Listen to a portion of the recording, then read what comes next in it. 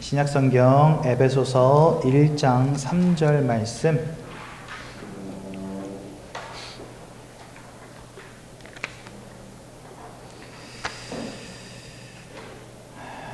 우리 한 절만 함께 보겠습니다. 다 찾으셨네요. 우리 한 목소리로 함께 봅니다. 시작. 찬송하리로다. 하나님 곧 우리 주 예수 그리스도의 아버지께서 그리스도 안에서 하늘에 속한 모든 신령한 복을 우리에게 주시되. 아멘. 제가 이제 처음 성경을 읽을 때였어요. 다 읽고 에베소서로 딱 넘어와서 이제 에베소서 1장을 읽는데 3절을 읽을 때 기분이 별로 좋지는 않았습니다. 왜 기분이 별로 안 좋았냐? 신령한 복 말고 그냥 세상적이고 육신적이고 물질적인 복 좀 주시면 좋겠는데 신령한 복을 주신다는 거예요. 그래서 하나님, 그냥 저는 돈이 필요한데 돈을 좀 주시지 무슨 또 신령한 복입니까? 이런 생각 했었거든요. 근데 신앙생활을 하면 할수록 그리스도 예수의 복음을 깨달아 알면 알수록 이 신령한 복을 받는다는 말이 얼마나 큰 파장을 가졌는지를 깨닫게 됐어요. 여러분, 누구에게 하나님의 신령한 복이 주어지냐? 예수 그리스도를 통하여 하나님의 자녀 되어진 자들, 하나님의 백성 되어진 자들, 저 천국과 구원을 소유한 자들에게만 하나님이 주시는 축복이 바로 이 신령한 복이더라고요. 그러니까 이 신령한 복은 아무나 받을 수 있는 게 아닙니다. 오로지 하나님과의 관계가 회복되어진 사람들에게만 하나님 주시는 복이더라고요. 그러면 여러분, 이 하나님과의 관계는 무엇으로만 회복되어질 수 있을까요?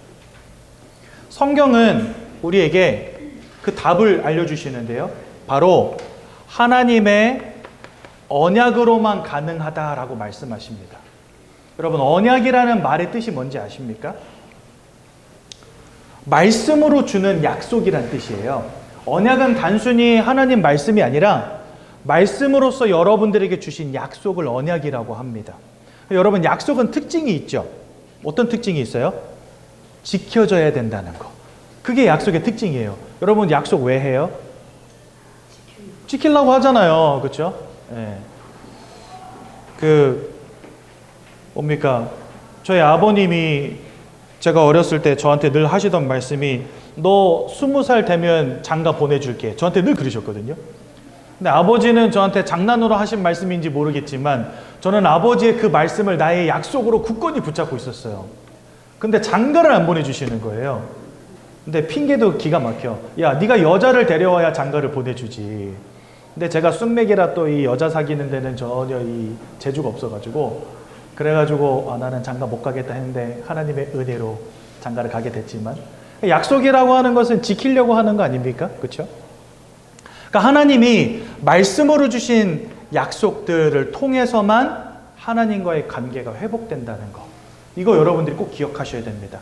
이거를 제가 말씀드린 이유가 뭐냐면, 여러분, 많은 사람들은 하나님과 나와의 관계를 어디서부터 찾냐면요, 인생에 드러나는 현상으로부터 찾으려고 합니다. 내가 하나님의 자녀가 맞다면 내 인생이 잘 돼야 돼. 내가 하나님의 자녀가 맞다면 내가 성공해야 돼. 내가 하나님의 자녀가 맞다면 내가 실패할 수 없어. 이런 것에서부터 하나님과의 나의 관계를 찾으려고 그래요. 그래서 이 시대 많은 사람들이 교회를 떠났는데요. 그 이유가 뭐냐? 하나님 열심히 믿었지만 자기가 원하는 바가 이루어지지 않았다는 겁니다. 하나님 열심히 믿었지만 사업이 실패했고, 하나님 열심히 믿었지만 병들고, 하나님 열심히 믿었는데 부모님이 돌아가시고, 내가 진짜 하나님 열심히 믿었는데 내가 하나님의 자녀가 맞다면 이런 일 벌어질 수 없다는 거죠. 그래서 하나님과의 관계를 자꾸만 이 현상 속에서 찾습니다. 그런데요, 하나님은요, 우리와의 관계를 오직 언약으로만 세우신다라고 말씀하세요. 그래서 우리는 항상 하나님과의 관계를 하나님의 말씀 속에서 찾아야 됩니다. 저는 제가 하나님의 자녀라는 사실을 믿습니다. 왜 믿냐면요, 요한복음 1장 12절에 영접하는 자에게 하나님의 자녀가 되는 권세를 주신다 이렇게 약속하셨어요. 저는요, 진심으로 예수님을 제 마음속에 영접했거든요. 그래서 하나님이 주신 그 말씀을 따라 나는 하나님의 자녀가 되었다고 믿습니다. 근데 내 인생 돌아보잖아요. 그러면 하나님의 자녀라고 말하기 쉽지 않아요. 제 인생을 볼 때는 그래요. 아버지 사업 실패하시고 두 분 다 신용불량자로 굉장히 오래 사시고, 신용불량에서 회복된 게 언제였냐? 바로 작년이었어요. 1년 전에. 그 전까지는 저희 아버님이 제 명의로 사업을 하셨어요. 저는 목사인데 사업체 사장이고, 목사인데 차가 3대고 그랬었어요, 제가. 왜냐? 아버지가 제 명의로 사업을 하시다 보니까. 그리고 뭐 아버지 쓰시는 통장, 뭐 카드 다 누구 이름이에요? 제 이름이에요. 네. 신용불량자로 오래 사셨기 때문에 본인 명의로는 아무것도 못 하시는 거예요. 그래서 저희 아버님은 제 사업체 1톤 트럭 기사였어요. 명의상 1톤 트럭 기사로 제 밑에서 일하시면서 저한테 월급 받는 사람이었어요. 그러니까 그렇게 사업을 하신 거예요.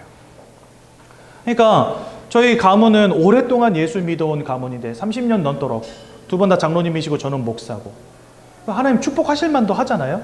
근데 축복 안 오더라고요. 그래서 제 인생만 두고 본다면 하나님의 자녀 맞다라고 자신 있게 말하기가 쉽지 않아요. 근데 저는요, 자신 있게 나는 하나님의 자녀요, 구원받았다라고 말합니다. 왜 그럴까요? 저는 이 현상에 집중하지 않습니다. 오늘 에베소서 1장 3절에 말씀하신 것처럼 하늘에 속한 신령한 복이 나에게 와 있음을 저는 믿기 때문에. 무엇을 통해 확인시켜 주시냐? 말씀을 통해. 여러분들, 우리가 하나님의 말씀을 통해서 구원을 발견하고 하나님이 우리의 아버지 되심을 발견해야지, 다른 것을 통해서 발견하라고 하잖아요. 그러면 반드시 낙심하게 됩니다.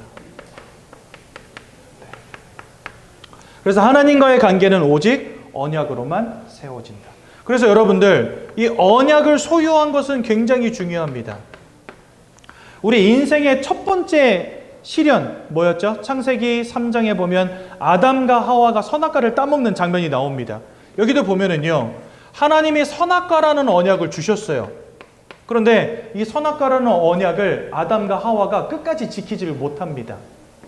그 말씀의 약속을 잃어버리고 말아요. 그 결과로 어떻게 됩니까? 로마서 3장 23절, 하나님의 영광으로부터 멀어진 자들이 돼버리고 맙니다. 즉, 언약을 잃어버렸다? 하나님의 영광으로부터 멀어진 인생이 되는 겁니다. 언약을 잃어버렸다? 하나님과의 관계가 틀어져 버리는 거예요. 그래서 하나님은 이 언약을 잃어버리자마자 또 다른 언약을 주십니다. 어떤 언약을 주시죠? 뭐 뒤로 갈 것도 없어요. 창세기 3장 1절에서 6절에 보면은 선악과를 따먹는 장면이 나오는데, 그 범죄로 말미암아 언약 잃어버리자마자 하나님은 또 다른 언약을 주세요. 그 언약이 바로 누구십니까? 여자의 후손. 이 여자의 후손은 누구를 의미하냐? 바로 우리를 위해서 2000년 전에 이 땅에 오셔서 십자가에서 못 박혀 죽으시고 피 흘려 주신 주 예수 그리스도를 의미합니다. 이 그리스도가 와서 뱀의 머리, 즉 사단의 머리를 깨뜨려 버릴 것이다, 이렇게 약속하세요. 그러니까 이때부터는 우리가 어떻게 해야 살 수 있느냐? 여자의 후손이신 그리스도 예수의 언약을 붙잡아야지만 살 수 있는 겁니다. 쉽게 말하면 그 언약이 있는 자만이 구원받는 거예요. 그래서 요한일서 3장 8절, 요한일서 5장 11절에서 13절에 보면 이런 말씀이 있어요. 아들이 있는 자에게는 생명이 있고 아들이 있는 자에게는 생명이 없느니라, 이렇게 말씀하십니다. 그러니까 여러분들 복잡하게 생각하실 거 없이 간단하게 이렇게 생각하시면 됩니다. 하나님이 우리에게 말씀으로 약속하신 그리스도 예수를 가진 자 구원받는 겁니다. 이 언약을 놓친 자 구원에 이를 수 없는 겁니다. 그래서 아들이 있는 자에게는 생명이 있고 아들이 없는 자에게는 생명이 없느니라라고 말씀하시는 거예요. 여러분들, 이스라엘 백성들이 저 애굽 땅에 이집트라는 나라에 430년 동안 노예로 살았어요. 그때 하나님이 모세라는 지도자를 딱 세우셔가지고요, 이스라엘 전 백성에게 명령하십니다.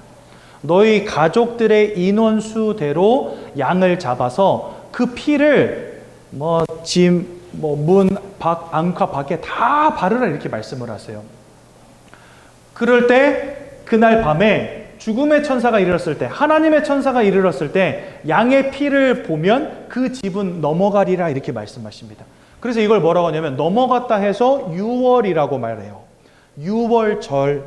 우리 기독교에서 굉장히 중요하게 여기는 절기 중에 하나인데요. 6월절의 시작이 바로 그것입니다. 이 6월절의 시작이 바로 뭐냐? 양의 피를 바르는 거였어요. 여러분들 제가 한번 질문해 볼게요. 이스라엘 백성들에게 다 명령하셨지만 이스라엘 백성들 가운데는 저처럼 꼴통도 있을 거 아닙니까? 하나님이 말씀하셨을 때 그거를 바로 듣고 순종하고 행하는 사람들도 있을 테고, 에이 무슨 뭐 그래, 무슨 뭐 죽음의 천사는 뭐고, 뭐 피를 볼 때 뭐 하나님이 넘어가고 뭐 그런 게 뭐가 있어 이러면서 그 말을 안 뜨는 사람도 있을 겁니다. 그러면 여러분, 그 말을 따르는 사람들은 구원받았겠죠. 하지만 이스라엘 백성이라 할지라도 양의 피를 바르지 않은 사람들은 그날 밤에 심판 가운데 던져졌을 겁니다. 그렇죠?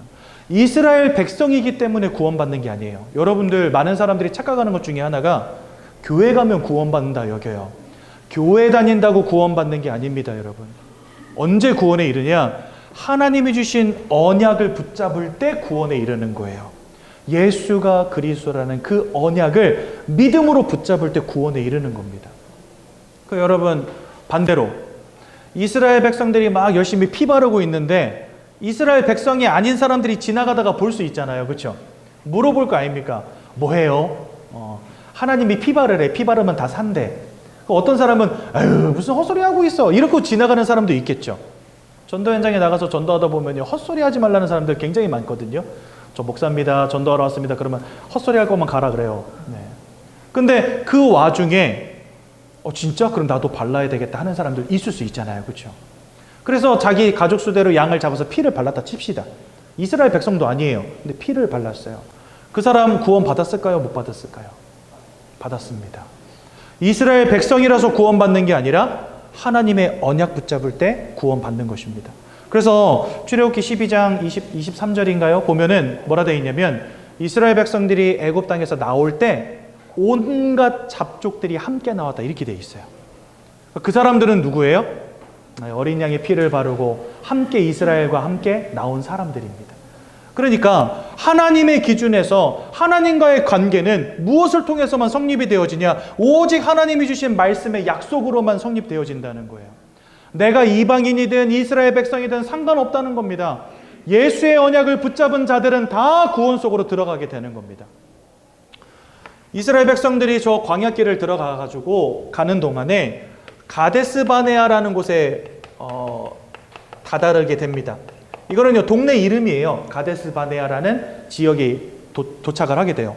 거기에서 이제 하나님이 저 가나안 주시겠다고 약속한 땅이 바로 가나안 땅인데 그 가나안 땅을 들어가기 전에 정탐꾼들을 보냅니다. 12명.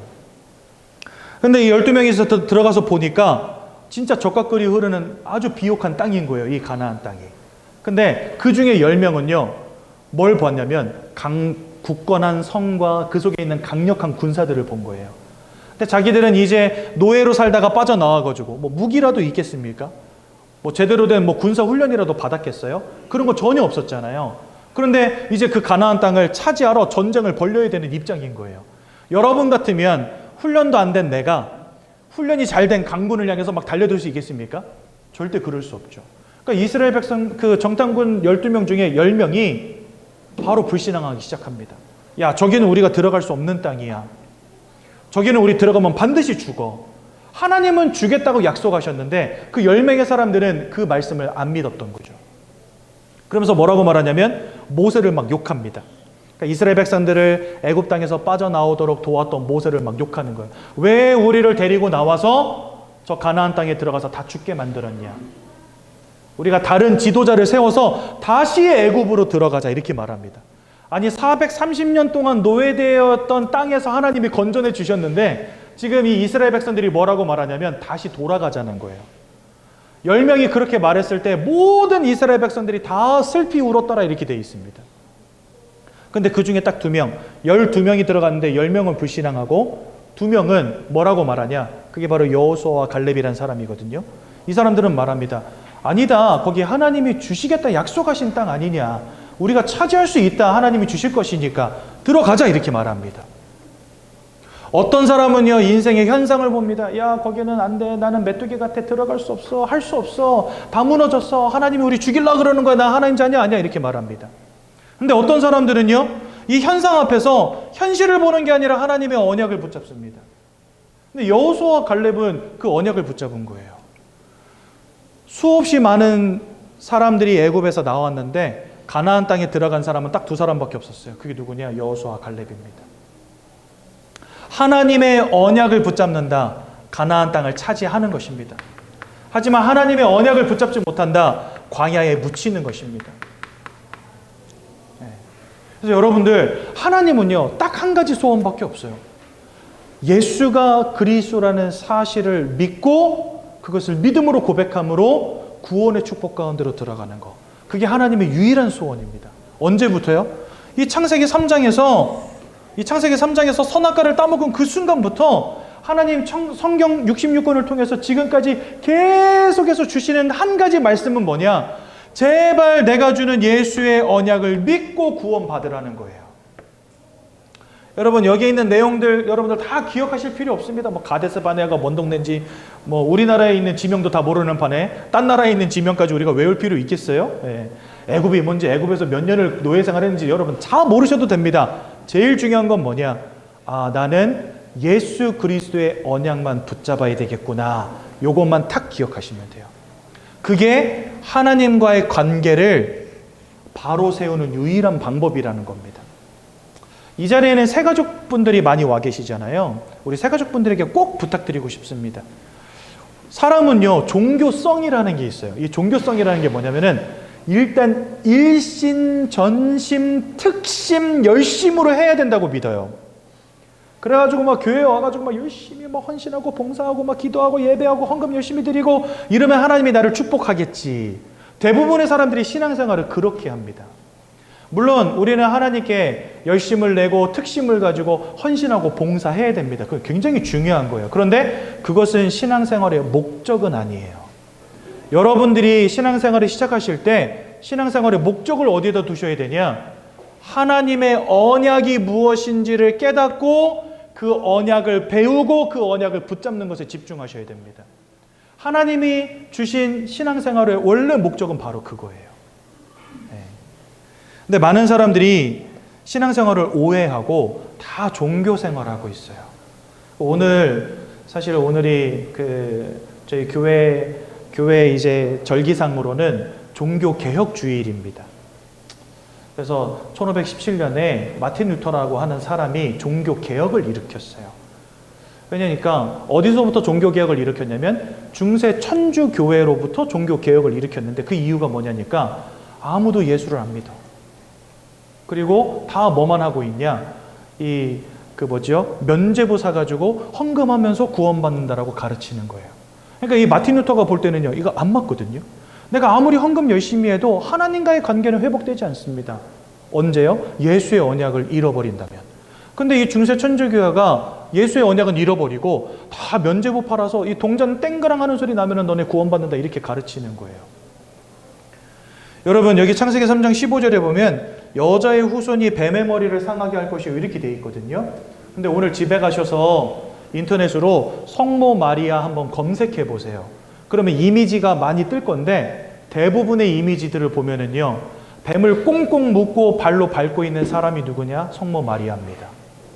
성경은 여자의 후손이 뱀의 머리를 상하게 한다 이래 돼 있는데 천주교에서는요, 여자가 뱀의 머리를 밟고 있어요. 하나님의 언약과 뭔가 많이 비틀어져 있죠. 그러니까 하나님의 언약은 잃어버린 채 이상한 종교화 되어버린 거예요. 그때 하나님이 마틴 루터를 통해서 언약을 회복한 것입니다. 무슨 성경 구절을 가지고 종교개혁을 일으켰냐? 로마서 1장 17절. 이 말씀 뭐지요? 오직 의인은 믿음으로 말미암아 살리라 함과 같으니라.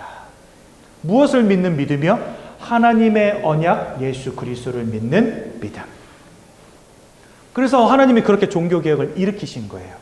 즉, 이 종교개혁도 결국은 뭐예요? 언약 잡으라는 거예요. 언약 잡으라는 거예요. 하나님은 성경을 통해서도 오직 예수의 언약 잡으라고 말씀하시고 종교개혁을 통해서도 오직 예수의 언약만 붙잡으라고 말씀하시는 겁니다. 그래서 여러분들의 신앙의 목표에는 항상 뭐가 있어야 되냐? 예수의 언약을 붙잡고 하나님의 말씀을 기억하는 것, 이것이 여러분들의 신앙생활의 목적이 되셔야 돼요. 우리 새가족 성도님들이라면 특히나 더 이거 기억하셔야 됩니다. 왜냐? 첫 단추를 잘 끼워야 되거든요. 첫 단추 이상하게 껴버리면 어떻게 되죠? 사람이 영 바보가 돼요. 이게 삐뚤어져 버리니까. 그리고 첫 단추를 잘못 끼면 끝에까지 잘못 끼게 되잖아요. 이거 고치려면 어떻게 해야 돼요? 다시 다 풀러야 돼요. 그래서 시작을 잘 하셔야 돼요. 그러지 않으면 교회 열심히 다니고 무너집니다. 교회 열심히 다니고 낙심합니다. 교회 열심히 다니고 떠나버립니다. 지금 우리나라에 교회 열심히 다니다가 떠난 사람이 300만 명 있어요. 현장에 나가서 전도해 보면은요, 교회 다녀봤다는 사람들 너무 많아요. 근데 다 교회 떠난 이유가 뭐냐? 그렇게 기도를 열심히 했는데 사업이 무너지고, 그렇게 헌금을 열심히 했는데 부모님이 병에 걸리고, 다 현상에 집중하는 거 있죠. 내 인생을 볼 때 하나님은 없다는 겁니다. 내 인생을 볼 때 하나님은 살아계시지 않는다는 것이고, 내 인생을 볼 때 나는 하나님의 자녀가 아니라는 거예요. 자꾸만 이 현상을 통해서 하나님의 관계를 확인하려고 합니다. 그러면 절대 안 돼요, 여러분들. 오직 무엇을 통해서? 하나님의 말씀을 통해서 발견하셔야 됩니다. 하나님과 나의 관계를 발견하셔야 됩니다. 여러분, 시편 48편 14절에 보면 이런 말씀이 있어요. 이 하나님은 영원한 우리의 하나님이시니 그가 죽을 때까지 우리를 떠나지 아니하실 것이다. 이렇게 말씀하십니다. 이 말씀을 통해서 우리는 뭘 봐야 되죠? 내가 어딜 가든 무엇을 하든 그곳에 하나님이 나와 함께 하시는구나. 내가 실패의 자리에 있을 때에도 하나님은 나와 함께 하시는구나. 우리는 실패의 자리에 가면 하나님 어디 있습니까? 하잖아요. 근데 말씀은 뭐라고 하시죠? 영원히 우리를 떠나지 않으신다, 이렇게 말씀하신다니까요. 그러니까 우리는 현상을 보는 자들이 아니라 하나님의 언약 붙잡는 자들이 돼야 되는 겁니다. 저는요, 우리 가정, 가문 다 살아날 것을 믿습니다. 우리 아버님, 형제분들, 우리 작은아버지들 다 예수 안 믿거든요. 근데 저는요, 다 예수 믿게 될 거라고 믿어요. 왜 그러냐? 주 예수를 믿으라. 그리하면 너와 내 집이 구원을 받으리라. 하나님이 말씀으로 주신 약속입니다. 그 말은 하나님이 다 구원시키시겠다는 거예요. 그래서 저는요, 다 구원받을 것을 믿습니다. 근데 지금까지 이제 저희 큰외삼촌, 큰 아버지, 이렇게 두 분이 암으로 돌아가셨거든요. 근데 이분들이 다 양가에서 제사 이렇게 지내던 분들이에요.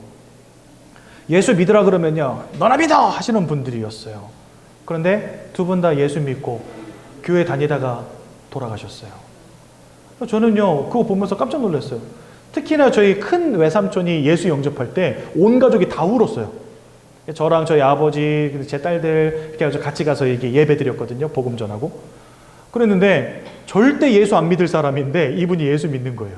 그래가지고 영접 기도하다가 다 울었다니까. 하나님의 말씀이 우리에게 약속하십니다. 저와 여러분들과 여러분들의 가정, 가문을 하나님 살리시겠다고. 그러면 하나님은요, 그 약속하신 그대로 이루세요. 그렇기 때문에 우리는 하나님을 어디서 찾아야 되냐? 말씀에서 찾아야 되는 겁니다. 그래서 이 자리에 계신 우리 교회 새가족 성도님들, 하나님의 말씀에서 하나님을 찾으시기 바라고, 하나님의 말씀 속에서 하나님과 나의 관계를 발견하시기 바랍니다. 그래야 무너짐이 없습니다. 그러면 하나님은 왜 이토록 오직 예수를 계속해서 말씀하실까요? 여기 이 6월절도 결국은 그리스도를 말씀하시는 것이고, 이 가나안 땅은 예수님이 오실 땅이었습니다.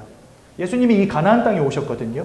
그래서 하나님은 6월절 절기를 지키라고도 말씀하시고 가나안 땅으로 가서 예수를 기다리라고 말씀하십니다. 그러니까 온통 예수를 말씀하시는 거예요, 사실은요. 그러면 왜 하나님은 계속해서 우리에게 이 예수를 말씀하실까요? 그것을 이해하려면 여러분들이 성경 전체를 잘 보셔야 되겠습니다. 성경은 하나님께서 사람을 창조하셨다라고 말씀하십니다. 근데 사람을 창세기 1장 27절에 보니까 하나님의 형상을 따라 창조하셨다 이렇게 말씀하세요. 하나님은 영으로 존재하시는 분이십니다. 우리의 눈으로 볼 수 없고 손으로 만질 수 없어요. 그런 영이신 하나님을 닮은 우리는 하나님을 닮아서 영적 존재입니다. 여러분들 한 번이라도 여러분들 스스로가 영적 존재라고 생각해 보신 적 있나요? 아마 없으실 겁니다. 우리가 여러분들 철학자들도 다 이렇게 말하잖아요. 사람은 생각하는 동물이다 이렇게 말해요. 생각한다는 건 뭐냐면 이성을 가졌고 합리주의적이다 라는 말입니다. 동물이라는 건 뭐냐면 육신을 가졌고 사회생활을 한다는 겁니다. 그러니까 사람을 볼 때 그저 생각할 수 있는 게 마음을 가진 존재, 이성을 가진 존재, 육신을 가진 존재라고만 이해한다는 거예요. 근데 성경은 거기다 더하여서 영적 존재라고 말씀하시는데요. 영적 존재로서 가장 큰 특징이 뭐냐? 영적 행위를 한다는 것입니다. 이 땅에 그 어떤 동물들, 예배, 기도, 찬양, 미사, 그런 거, 불공, 이런 거 하지 않습니다. 제사, 고사, 이런 거 하지 않습니다. 그런데 유독 사람은 그래요. 하나님을 믿지 않는 사람이라도요, 예를 들어서 이렇게 운전하고 가다가 사고가 꽉 나가지고 내가 죽을 상황이 됐다. 그러면은요, 그때부터 하나님, 부처님, 예수님, 성모 마리아 다 찾습니다. 믿지도 않는 존재들한테 막 기도하기 시작해요. 누가 됐든지 제발 나 좀 살려주세요. 이렇게 기도해요. 왜 그런지 아십니까? 영적 존재이기 때문에 그렇습니다. 그러면 하나님은 왜 하나님의 형상을 따라 우리를 영적 존재, 영적 행위를 하는 영적 존재로 지으셨을까요? 그 이유가 뭘까요? 이사야서 43장 21절에 보면 이 백성은 하나님이 하나님 자신을 위해서 지었나니 하나님을 찬송하게 하려 함이라 이렇게 되어 있습니다. 그러니까 하나님이 처음부터 사람을 지으신 이유가 뭐냐? 하나님을 예배하고 하나님을 찬송하게 하시려고. 근데 여러분, 우리가 하나님을 예배하고 하나님을 찬송하려면 하나님을 알아야 되잖아요. 근데 하나님은 영이시기 때문에 육신의 눈으로 볼 수 없기 때문에 우리가 영적 존재가 아니고서는 하나님 알 수가 없는 겁니다. 그래서 처음부터 저와 여러분들을 하나님을 알 수 있는 영적 존재, 하나님을 찬양하고 예배하는 영적 존재로 지으신 거예요. 그러니까 원래 사람이란 존재는 하나님을 알고 하나님과 함께하고 하나님을 예배하는 존재라는 거예요. 그렇죠? 그런데 지금까지 여러분들 하나님이 계심을 알고 살아오셨습니까? 내가 영적 존재라는 것도 모르고 사셨는데 하나님인들 알겠습니까? 천국과 지옥은 누가 그러는데 있다더라 이런 생각으로 사셨지 천국과 지옥이 확실히 있음을 알고 사시지는 않았을 거예요. 우리는 원래 하나님을 알고 하나님을 찬양하고 하나님을 예배하고 영적인 행위라는 영적 존재인데 어째 이 모든 영적인 축복들, 영적인 것들은 다 잃어버리고 살아왔을까요? 뭔가 우리에게 원래 주셨던 모양과는 다른 모양이 됐잖아요. 그래서 우리는 그것을 뭐라고 하냐? 영적 문제라고 하는 것입니다. 여러분, 몸이 아파가지고 소화가 잘 안 된다. 그럼 여러분 소화제 먹어야 되잖아요. 그렇죠? 소화기관으로서 역할을 잘 안 하는 거, 그게 바로 뭐예요? 그게 바로 질병이잖아요. 그래서 우리가 영적으로 하나님을 반드시 알고 영적인 행위를 하는 그런 존재여야 하는데 하나님을 모르는 상태가 되었다는 것 자체가 우리에게 와 있는 영적인 문제라는 겁니다. 이것을 창세기 3장 1절에서 6절은 뭐라고 설명하시냐? 아담과 하와가 하나님이 따먹지 말란 선악과를 따먹는 원죄를 지었다라고 성경 말씀하십니다. 그런데 이 선악과를 따먹음으로 말미암아 로마서 5장 12절에 보니까 모든 사람이 죄 그리고 사망에 이르게 되었느니라 이렇게 말씀하세요. 한 사람의 아담의 범죄 때문에 모든 사람이 죄와 사망에 이르렀다라고 성경 말씀하세요. 그리고요, 이 선악과 원죄 사건 때문에 모든 사람이 하나님과 단절되게 됩니다. 그래서 로마서 3장 23절에 보면 모든 사람이 죄와 사망에 이르렀다 이렇게 말씀되어 있잖아요. 그런데 모든 사람이 죄를 범하였음에 하나님의 영광에 이르지 못하게 되었다라고 로마서 3장 23절 말씀하십니다. 그러니까 모든 사람이 죄와 사망에 붙잡히게 되었고 그 결과로 하나님의 영광으로부터 멀어지게 된 겁니다. 또한 그때로부터 모든 사람이 사단의 권세에 사로잡히게 되었다라고 성경 설명하십니다. 요한일서 3장 8절은 이렇게 말씀하세요. 죄를 짓는 자마다 마귀에게 속하였나니 이는 그가 처음부터 범죄함이니라 이렇게 되어 있습니다. 그러니까 한마디로 말해서 이 선악과 사건 때문에 모든 사람이 하나님도 잃어버리고 사단의 권세에 사로잡히게 되었다라고 성경 우리에게 가르치신다는 겁니다. 이것이 바로 우리가 집중해야 될 세 가지 우리에게 와 있는 영적인 문제들입니다. 이 영적인 문제들 속에서 인생에 많은 문제가 오게 된 것입니다. 여러분, 사람은 마음을 가졌고 육신을 가졌습니다. 사람은 어떤 존재냐면 마음이 무너지면 육신이 병드는 존재입니다. 육신이 무너지면 마음이 무너지는 존재입니다. 왜 그러냐면 마음과 육신을 분리할 수 없어요. 여러분, 마음이 어디 있습니까? 어떤 사람은 심장이 마음이라고 합니다. 로맨스를 좋아하시는 분들은 마음은 여기 있어요 이렇게 말해요. 근데 로맨스보다는 좀 합리적인 것을 좋아하시는 사람들은요, 마음은 머리에 있지 뇌에 있지 무슨 심장에 있나 이렇게 말합니다. 그렇죠? 뭐 머리에 있는지 심장에 있는지 아니면 뭐 발밑에 있는지 저는 어디에 있는지 모르겠습니다. 마음이. 근데 중요한 건 뭐냐? 그냥 내가 마음 그 자체라는 사실. 몸도 홍감사 자체고 마음도 홍감사 자체예요. 그렇죠? 왜냐? 몸과 마음이 분리가 안 돼요. 하나라는 말이에요. 그렇기 때문에 마음이 무너지잖아요. 하나기 때문에 다른 한쪽이 영향받습니다. 여러분, 순망치한이라는 말 아시죠? 입술이 없으면요, 이가 시린 거예요. 그렇죠? 여러분 이제 날씨 추워졌는데 오늘 밖에 나가실 때 이러고 나가서 5분만 걸어보세요. 이가 엄청 시리실 거예요. 그러니까 입술이 있기 때문에 이가 안 시린 거거든요. 그것처럼 여러분들의 마음이 무너지면 육신이 무너지고요. 육신이 무너지면 마음이 무너집니다. 사람은 그런 존재예요. 그런데 사람은 또한 영적 행위라는 영적 존재라는 말이죠. 즉 영혼을 가진 존재라는 말입니다. 그 말은요, 이 영적인 무너짐이 여러분들의 마음과 여러분들의 삶에 지대한 영향을 끼칠 수 있다. 모든 것이 영적인 무너짐으로부터 온 것은 아닙니다. 여러분들의 인생의 모든 문제가 다 영적인 무너짐에서 온 것은 절대 아닙니다. 하지만 영적인 무너짐이 여러분들의 마음의 무너짐, 육신의 무너짐에 지대한 영향을 끼치고 있는 것은 분명합니다. 그래서 사람이 영적 존재라는 것을 이해하는 게 중요하고 우리에게 영적인 무너짐의 문제가 와 있다는 사실을 인지하시는 게 중요하다는 거예요. 이걸 모르기 때문에 사람들은요, 다 인생의 답을 어디서 찾아요? 어렸을 때부터 공부 열심히 해가지고 돈 많이 벌어가지고 이쁜 마누라 만나고 잘생긴 남편 만나가지고 똑똑거비 같은 아들 낳고 꽃사슴 같은 딸 낳고 사는 게 그게 바로 행복이야. 다 이렇게 배우면서 컸잖아요, 우리. 영적인 거 다 배제하고 그저 육신적으로 내가 잘 먹고 잘 살고 성공하고 돈 많이 벌면 그게 행복이다라고 여기면서 살아오지 않았습니까? 그런데 성경은 우리 인생의 가장 중대한 문제가 영적인 부분에서 시작되었고 그 영적인 문제가 우리의 마음과 우리 육신에 지대한 영향을 끼치고 있다라고 말씀하고 계신다는 겁니다. 그래서요, 여러분들 이 영적인 무너짐 때문에 모든 사람들이 요한복음 8장 44절에 보니까 너희는 너희 아비 마귀에게서 났으니 이렇게 말씀하십니다. 즉 우리의 신분 자체가 마귀의 자녀가 되었다고 말씀하시고 요한일서 3장 8절에 보니까 죄를 짓는 자는 마귀에게 속하였다 이렇게 말씀하십니다. 즉 우리의 소속 자체가 하나님께 속한 자들이 아닌 마귀에게 속한 자들이 되었다라고 말씀하시는 거예요. 요한복음 8장 44절은 이 마귀를 두고 거짓말장이요 살인마라고 말씀하십니다. 요한복음 10장 10절은 이 마귀를 두고 도적이라고 표현해 놓으셨어요. 도적이 오는 것은 모든 것 빼앗고 죽이고 멸망시키려는 것 외에는 목적이 없다 말씀하십니다. 그러니까 여러분들의 인생의 영적인 배경 가운데 이 사단이라고 하는 녀석이 있는데 이 녀석은 살인자요 거짓말장이요 모든 것을 빼앗고 죽이고 멸망시키려는 자라는 겁니다. 또한 계시록 12장 9절에는 천하를 꿰는 자라고 되어 있습니다.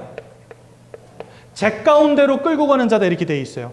제 가운데로 끌고 간다는 게 뭡니까? 여러분들 인생 다 불태워 없애버린다는 겁니다.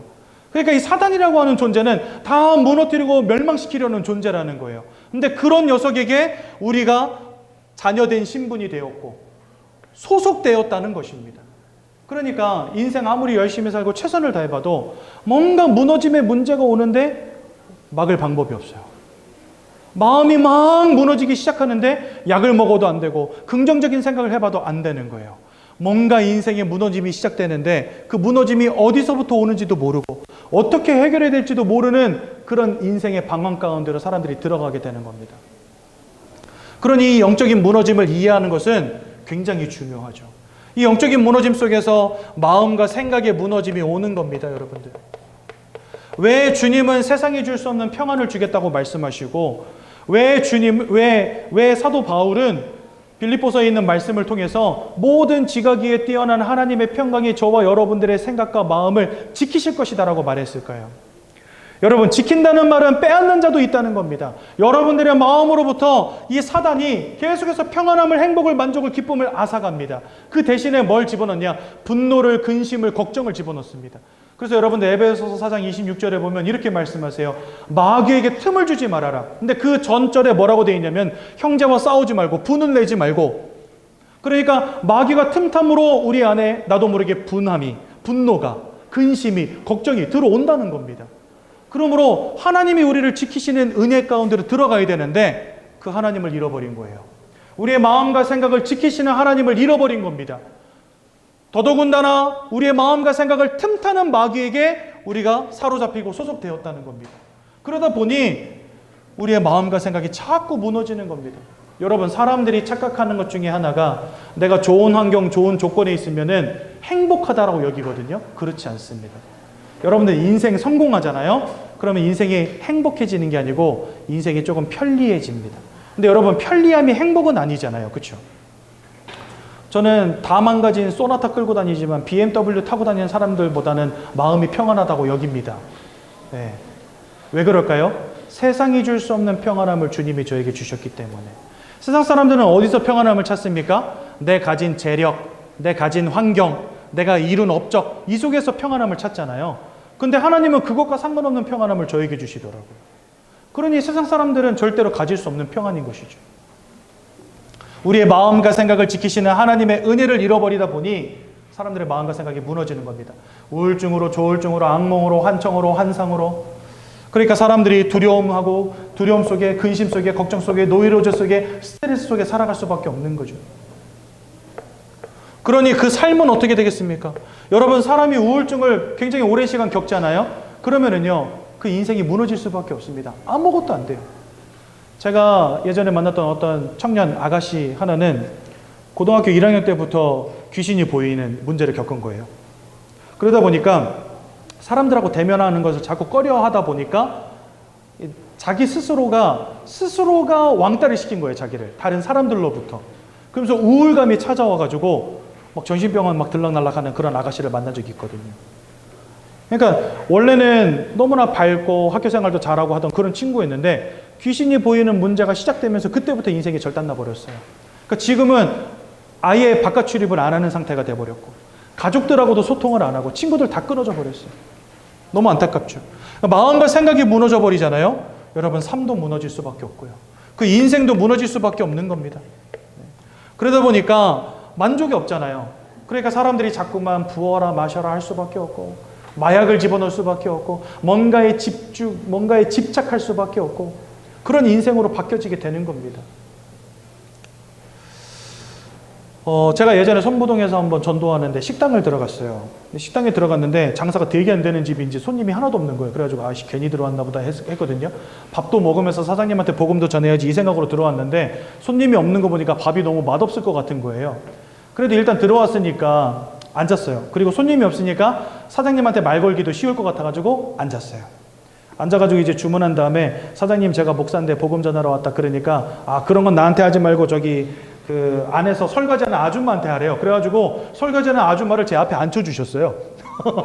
그래가지고 앉혀주셔가지고 앉아가지고 이제 복음을 전한 겁니다. 그래서 이거 전한 거죠. 사람 영적 존재고. 근데 하나님 잃어버려서 인생의 모든 문제 시작됐다. 그랬는데 이 아줌마 갑자기 펑펑 우시는 거예요. 그래서 왜 우세요? 그러니까 집에 아들이 셋이 있대요. 30대 중반 아들이 셋이 있대요. 연년생이래, 그것도. 그런데 이 세 놈이 집에서 뭐 하고 있냐? 군대 전역해가지고 직장생활도 했대요. 근데 길어야 3개월. 세 놈 다 정착을 못하는 거예요. 그래서 지금은 이제 30대 중반이 돼가지고 직장도 안 다니고 집에서 뭐 하고 있냐면 한 놈은 TV 보고 한 놈은 게임하고 한 놈은 자고. 자던 놈이 일어나면은 그 놈은 게임하러 가고 게임하던 놈이 TV 보러 가고 TV 보던 놈이 자러 가고. 세 놈이 그 세 군데를요 돌아가면서 이제 있는 거예요. 그래서 어머니는 나와서 접시 닦고 있는 거예요, 지금. 아들들이 30대가 됐는데 아직도 접시 닦으면서 애들들 용돈 주고 먹여 살리고 있는 거예요. 그래서 자기 인생을 왜 이렇게 기구하냐 하면서 뭐 펑펑 우시는 거 있죠. 여러분, 사람이 마음이 무너지잖아요. 삶이 안 됩니다. 뭐 그 세 아들이 사실 뭐 놀고 싶어서 그러고 있겠어요? 안 되는 거예요, 뭔가 집중이 안 되어지고 뭔가 삶이 안 되어지는 겁니다. 자꾸만 무너지는 겁니다. 그러니까 어쩔 수 없이 그냥 집에 머물 수밖에 없는 상태가 돼버린 거예요. 요즘에는 그런 청년들이 많다대요. 근데 이게 사회 문제시 되었지만 이거는 벌써 한 10년 전 이야기거든요. 그때는 이런 사회 문제가 없었어요. 네. 그랬는데 사람들의 마음과 생각이 무너지다 보니 그 삶이 무너지는 것입니다. 집 밖에 나가는 게 무서워서 집 밖을 나가지 못하고, 그래서 머리는 이렇게 길었는데 머리 이발을 못하는 청년. 또 한 집은 들어갔는데 우리 교회 다니는 집사님의 따님이었는데 어느 날 갑자기 영적 문제가 확 와버린 거예요. 와버렸는데 어떤 영적 문제가 왔냐? 방 밖으로 안 나오는 거예요. 한여름에도 암막 커튼을 닫혀놓고. 그래가지고 밥도 어떻게 먹냐. 문 앞에다 갖다 놓으면 엄마 사라지고 난 다음에 문 살짝 열어가지고 밥 이렇게 먹고 다시 빈 그릇 내놓고. 예수 안 믿거든요. 근데 이 문 앞에만 가면 막 이상한 냄새 막 나고 이러니까 어쩔 수 없이 어머니가 그냥 그 문짝을 뜯은 거예요. 뜯어가지고 들어가 보니까 한여름인데 암막 커튼은 쳐놓고, 그래서 온 방에 막 곰팡이 피고 막 난리가 난 거예요. 오랫동안 씻지 않아가지고 머리는 떡져 있고. 이런 사람들이 여러분 세상에 가득 찼다는 사실. 영적인 무너짐, 이 마음과 생각이 무너짐, 무엇으로 해결할 수 있겠습니까? 양모건들 되겠습니까? 가둬놓고 팬들 되겠습니까? 안 된다는 거죠. 영적인 무너짐이 마음의 무너짐으로, 삶과 육신의 무너짐으로. 근데 사람들이 이 문제 속에 있다 보니 다 뭐 할 수밖에 없냐? 이 우상 숭배하며 살아가는 겁니다. 나름대로 뭔가 답을 찾는 거죠. 왜? 인생이 너무 힘드니까. 여러분, 인생이 즐겁고 행복한데 우상 숭배할까요? 아니요. 인생이 안 되고 힘드니까 우상 숭배합니다. 사람들이 농담처럼 하는 말이 뭐냐면은, 인생이 탁 무너졌다 그러면은 뭐라 그래요? 아이고, 이거 뭐 굿이라도 한번 해야 되네, 이런 식으로 이야기하잖아요. 그러니까 사람들이 뭔가 내 인생 문제의 해결을 이제는요, 뭔가 미신적인 부분들, 굿과 같은 부분에서 찾고 있다는 겁니다. 여러분, 대학가에 요즘에 굉장히 많이 서고 있는 점포가 뭔지 아세요? 옛날에는 술집이 많았단 말입니다. 요즘에는 대학가에 뭐가 많냐? 타로점을 봐주는 점집들이 그렇게 많아요. 그러니까 대학생들이 공부를 하면서 자기의 미래에 궁금한 것을 어디 가서 물어봐요? 점집 가서 물어보고 있는 거예요. 장사가 된다는 거예요. 그러니 사람들이 뭔가 답을 찾는데, 영적인 존재이기 때문에 영적인 답을 찾아가는데 하나님을 알지 못하니까 자꾸 오답을 찾는 겁니다. 성경은 고린도전서 10장 20절에 뭐라고 말씀하시냐면, 대저 이방인이 하는 제사는 귀신과 교제하는 것이니라, 이렇게 말씀하세요. 귀신은 성경은 뭐라 말씀하시냐? 마귀를 따르는 사자들이다, 이렇게 되어 있습니다. 계시록 12장에 보면 사단이 하늘에서부터 타락할 때에 그를 따르는 사자들도 함께 타락했다, 이렇게 되어 있어요. 그러니까 천사의 무리들이 타락하여서 귀신이 됐다고 성경 말씀하십니다. 사람 죽어서 귀신 되는 거 아닙니다, 여러분들. 이 사단을 따르는 무리들인 이 귀신과 교제하는 행위가 바로 우상숭배다, 이렇게 가르치고 있어요. 그러니 우상숭배 하면 할수록 더 무너질 수밖에요. 왜요? 거짓말쟁이, 살인마, 도적, 이간하는 자, 천하를 꿰는 자를 자꾸만 만나는 시간이 우상숭배하는 시간인 겁니다. 더 중요한 것은 히브리서 9장 27절에 보니까 사람이 한 번 죽는 것은 정하신 것이요, 그 이후에는 심판이 있다, 이렇게 말씀하십니다. 심판 이후에 성경은 우리가 지옥으로 던져질 수밖에 없다라고 말씀하십니다. 여러분, 지옥은 누가 가냐? 마태복음 25장 41절에 마귀와 그의 사자들을 가두기 위한 곳이 지옥이다, 이렇게 되어 있습니다. 그러니까 마귀가 제일 먼저 들어가게 되고요, 그 다음에 누가 들어가냐? 그의 사자들이 들어갑니다. 그래서 마귀와 함께 타락한 천사들이 들어가는 것이고, 또 누가 들어갈까요? 마귀에게 속한 자들 들어가는 겁니다. 하나님을 잃어버린 채 마귀에게 속한 이 영적인 신분, 소속이 바뀌어지지 않는 이상, 여러분들이 아무리 훌륭한 업적을 쌓은 인생을 산다 할지라도 그 끝은 심판 이후에 지옥에 들어갈 수밖에 없다는 거예요. 그게 바로 뭐냐? 죄와 사망의 법이라는 겁니다. 이 법을 따라 우리는 심판받는 거예요. 여러분들, 우리가 재판받으면요, 형법이나 민법에 따라서 형량이 정해지잖아요. 그것처럼 우리도 최후 심판받을 때 죄와 사망의 법을 따라 심판받는 겁니다. 여러분, 재판받다 보면요, 사람이 얼마나 착하냐 못됐냐 그거 따지지 않습니다. 그 사람이 어떤 죄를 범했냐 이거를 보지요. 그래서 우리도 하나님 앞에 심판받을 때 마찬가지입니다. 죄와 사망의 법을 따라 하나님을 알지 못한 채 죄 가운데 사단의 권세에 사로잡힌 존재로 지금까지 살아왔다면 그 끝은 죄와 사망의 법을 따라 사단과 함께 지옥으로 들어가는 것입니다. 그러니 우리에게 이 땅을 살아가는 동안에 가장 중요한 과제는 뭐냐? 이 죄와 사망의 법으로부터 해방되어지는 것이요, 하나님을 만나는 것이요, 사단의 권세로부터 해방되어지는 것입니다. 왜요? 인생의 이 모든 문제의 시작이 바로 여기였기 때문에. 이거를 해결해야 우리가 이 문제로부터 빠져나오게 되는 것이고, 한마디로 구원에 이르게 되는 것입니다.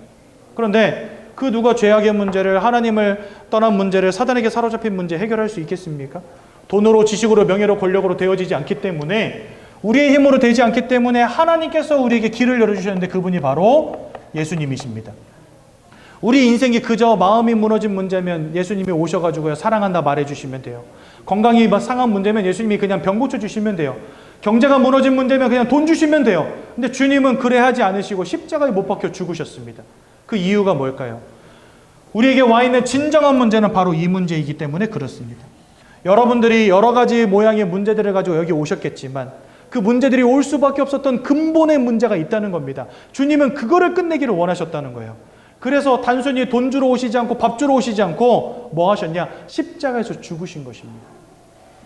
주님이 십자가에서 죽으심으로 세 가지 아주 중요한 일을 하셨습니다. 첫 번째, 로마서 8장 1절에서 2절에 보니까 예수 안에 있는 자는 결코 정죄함이 없다 이렇게 말씀하십니다. 이는 예수 안에 있는 생명의 성령의 법이 죄와 사망의 법에서 너희를 해방했기 때문이다 라고 말씀하십니다. 주님이 십자가에서 피 흘리신 이유는 뭐냐? 그 죽으심으로 말미암아 저와 여러분들을 죄와 사망의 법으로부터 해방시키신 것입니다. 그래서 예수님을 우리는 우리의 모든 죄악의 문제를 끝내신 참 제사장이라고 부르는 것입니다. 또한 요한복음 14장 6절에 보니까 내가 곧 길이요 진리요 생명이니 나로 말미암지 않고는 아버지께로 올 자가 없느니라 말씀하십니다. 다 하나님을 떠나버렸어요. 죄 때문에 하나님의 영광으로부터 멀어져 버렸어요. 그 하나님께로 갈 수 있는 유일한 길이 바로 예수라는 겁니다. 그래서 예수님이 십자가에서 창에 찔리시고 못에 박히시고 채찍에 맞으시고 가시관을 쓰시고 온몸을 찢으심으로 하나님께로 나아갈 새로운 살 길을 여셨다. 히브리서 11장 우리에게 말씀하십니다. 그래서 요한복음 14장 6절의 말씀을 의거하여 예수님은 우리에게 하나님을 만나는 참 선지자가 되십니다. 또한 세 번째로 요한일서 3장 8절에 보니까 죄를 짓는 자마다 마귀에게 속했다 이렇게 말씀하시지만 그 뒤에는 뭐라 되어 있냐? 아들이 나타나신 것은 마귀가 하는 모든 일을 멸하기 위함이니라. 저와 여러분들의 인생을 사로잡고 저 지옥 불구덩이 속으로 들어가게 만들어버린 이 흑암의 권세, 여러분들의 마음과 생각과 삶과 육신을 무너뜨려서 인생이 망가지게 만드는 저 사단의 권세, 그 사단이 하는 모든 일을 십자가 위에서 완전히 영원히 단번히 깨뜨려 버리신 이가 바로 누구라고요? 예수 그리스도. 그래서 예수는 사단의 권세를 꺾으신 참 왕이 되시는 것입니다. 이분이 2000년 전에 사람의 몸으로 입고 이 땅에 오셔서 모든 고난을 당하시고 모든 피와 물을 쏟으시고 죽으신 지 사흘 만에 부활하사 우리를 구원하신 것입니다. 그래서 우리는 그 예수를 누구라고 부릅니까? 그리스도라고 부릅니다. 그래서 여러분들 예수 그리스도라는 말 한 번쯤은 들어보셨을 거예요. 우리 세가족 성도님들. 예수는 그리스도의 이름이고 그리스도는 예수가 하신 일을 나타냅니다. 이재명 대통령 할 때 이재명은 대통령의 이름이고 대통령은 이재명 씨가 하는 일인 것처럼. 그래서 예수님이 그리스도로서 하신 일이 뭐냐? 죄악의 문제를 끝내시고 하나님 만나는 길을 여시고 사단의 권세를 깨뜨려 버리셨다는 것입니다. 그래서 하나님은 창세기 3장 15절 이래로 계속해서 어떤 언약만 주시냐? 이 인생의 근본적 문제를 해결할 그리스도 예수만을 바라보고 붙잡아라 이렇게 말씀하신 것이고, 그 예수를 붙잡는 자는 다 사는 것입니다. 그 예수를 놓쳐버린 자는 어떤 종류의 인간이든 다 무너질 수밖에 없는 것입니다. 그래서 영접하는 자고 그 이름을 믿는 자들에게는 하나님의 자녀가 되는 권세를 주신다 하셨고, 로마서 10장 10절에는 마음으로 믿을 때, 우리가 예수를 믿을 때, 하나님의 이 언약을 믿을 때, 의에 이르고 입으로 고백할 때, 입으로 시인할 때 구원에 이른다라고 우리에게 약속하신 것입니다. 이 시간 예수를 마음속에 영접하셔서 하나님의 자녀 되십시오. 예수를 믿는 믿음 가운데서 구원에 이르는 축복 누리시기 바랍니다. 그게 바로 하나님이 우리를 위해서 예비하신 신령한 복. 그러니 여러분들 지금 황금 덩어리보다 더 중요한 게 뭐겠습니까? 신령한 하늘에 넘치는 복을 우리가 받아 누리고 하나님의 자녀 되어지는 것보다 더 중요한 복은 없겠죠. 그래서 제가 이 복음이 깨달아지고 난 다음에는요, 가장 사모하는 성경 구절이 어디냐? 에베소서 1장 3절입니다. 하나님 나에게 날마다 넘치는 신령한 복을 주옵소서. 성령의 충만함을 주시고 말씀의 은혜를 주시고 인생의 어떤 역경과 고난 속에서도 흔들림이 없는 견고한 믿음의 사람 되게 하옵소서. 그렇죠. 에베소서 1장 3절 말씀 그래서 굉장히 좋아합니다. 오늘 예수님을 마음속에 영접하시기 바랍니다. 우리 15페이지 보면 영접 기도문이 잘 나와 있습니다. 우리 시간 함께 고백함으로 예수님을 우리 마음속에 영접하는 시간 갖도록 하겠습니다. 우리 한 목소리로 함께 고백합니다. 시작. 사랑의 하나님, 이제 나는 죄인인 것을 깨닫고 회개합니다. 지금까지 하나님을 떠나 사단의 지배 아래 묶여 종노릇하며 살았습니다. 그러나 예수님이 저를 위하여 십자가에서 죽으시고 3일 만에 부활하신 그리스도이심을 믿습니다. 예수 그리스도께서 하나님을 만나는 유일한 길이 되십니다. 사탄의 권세를 꺾으시고 모든 죄와 저주와 재앙에서 나를 해방하신 그리스도 되심을 믿습니다. 지금 이 순간 내 마음의 문을 열고 예수님을 나의 구주로 나의 주인으로 내 마음에 영접합니다. 나를 구원해 주심을 감사드립니다. 앞으로 하나님의 말씀과 뜻대로 살겠습니다. 지금부터 일평생을 세밀히 인도해 주옵소서. 예수 그리스도 이름으로 기도합니다. 아멘. 오늘 육가 말씀을 좀 봐야 되는데 시간이 너무 많이 가가지고 육가 말씀은 다음 주에 하도록 하겠습니다. 제가 한번 기도하고 말씀 마치겠습니다. 사랑의 하나님 은혜 감사드립니다. 오직 예수의 언약만을 늘 기억하게 도와주시고 하나님의 말씀을 나의 가슴에 새기게 하시고 절대로 잃어버리지 않는 은혜 허락하여 주셔서 하나님 영원한 구원의 축복 누리게 하시고 하나님이 함께 하시며 인도해 가시는 하늘에 속한 신령한 복을 날마다 누리는 우리 모든 새가족 성도님들 되시도록 성령으로 인도해 주옵소서. 예수님 이름으로 기도드렸습니다. 아멘.